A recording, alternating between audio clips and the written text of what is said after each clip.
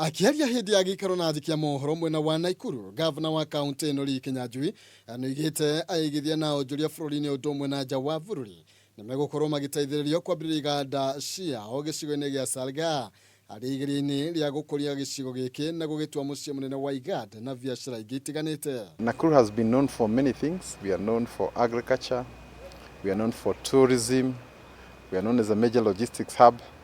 But we also have a huge footprint when it comes to industry. Nduyu Governor Kinyanjui akiuga gukorwo ri kiguni kinene makiria hari gutheria riera tauni-ini ya Naikuru.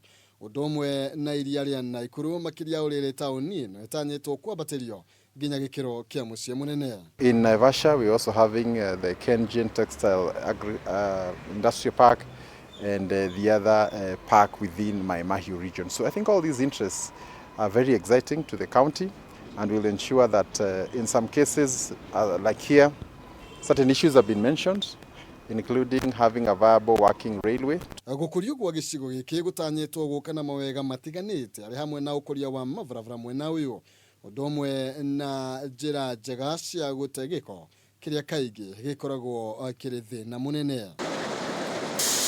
Handũ-inĩ ha Kameme TV, njĩtagwo Maina Kĩhumo.